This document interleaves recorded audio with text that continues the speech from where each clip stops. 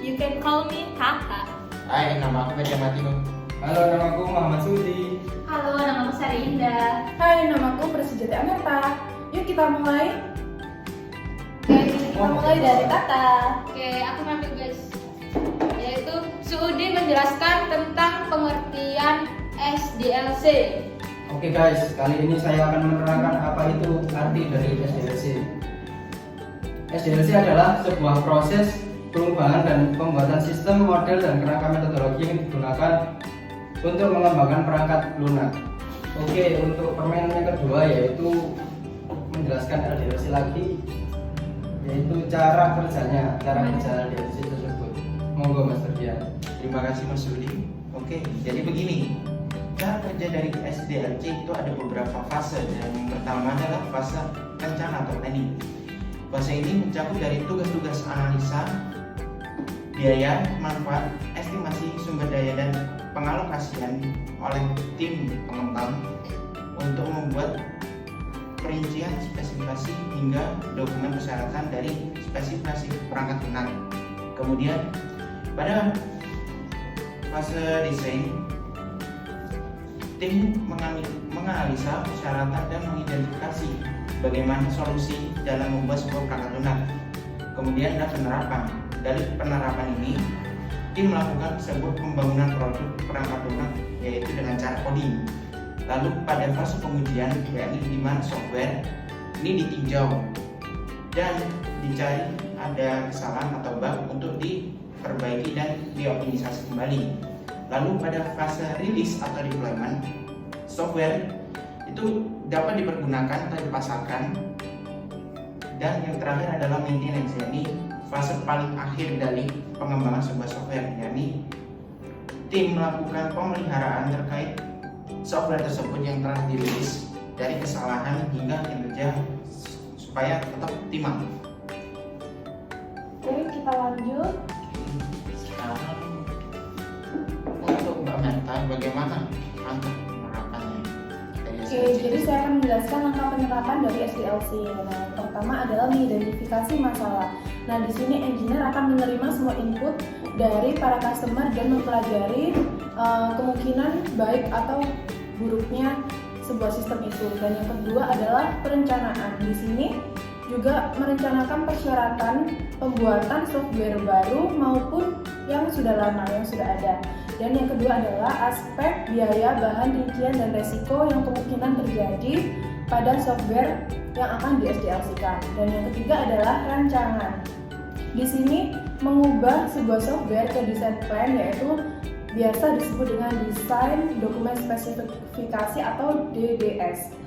Nah, di sini semua tim mereview dan menawarkan kembali feedback sehingga feedback itu disimpan dan menjadi bahan pertimbangan. Jika ada kegagalan, maka kemungkinan yang terjadi adalah overnya biaya dan kemungkinan terburuknya adalah mengalami kebangkrutan.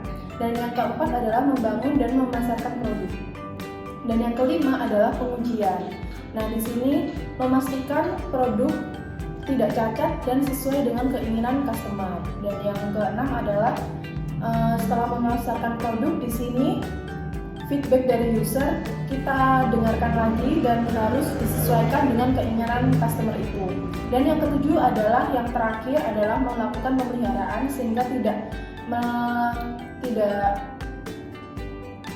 mengalami keeroran dan penurunan kualitas seperti itu. Jadi kita lanjut yang keempat, ada Mbak Indah, bagaimana bentuk-bentuk atau modelnya SDLC? Oke, jadi bentuk dan model dari SDLC. Ada beberapa model yakni yang pertama yaitu waterfall model. Model ini tuh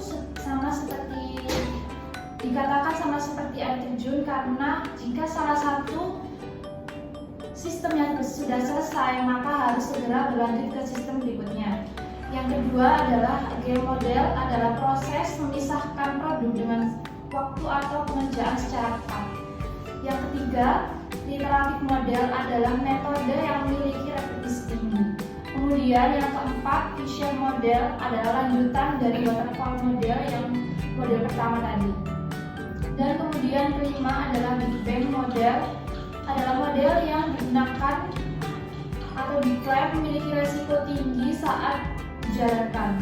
Kemudian yang terakhir, spiral model adalah metode yang paling fleksibel dan mirip dengan iteratif model. Terima kasih. Dan yang terakhir, Game terakhir, guys. oke, manfaat dari SDLC. Saka, silakan. Manfaat dari SDLC atau Software Development Life Cycle yaitu yang pertama, mengontrol manajemen yang lebih baik. Yang kedua, meningkatkan visibilitas proses pengembangan untuk semua pemangku kepentingan yang terlibat. Ketiga, estimasi perencanaan dan penjadwalan yang lebih efisien, meningkatkan manajemen resiko dan estimasi biaya. Guys, ini sudah kosong ya, kertasnya nggak ada, udah hilang. Kita mau lanjut nongkrong dulu. Yuk. Sekian dari kami, kurang lebihnya mohon maaf. Wassalamualaikum Warahmatullahi wabarakatuh. Dadah. Sekian dari kita, Daya. Terima kasih. Mohon maaf. Mohon maaf. Oke guys, ini sudah kosong ya, kertasnya nggak ada. Kita mau lanjut nongkrong dulu.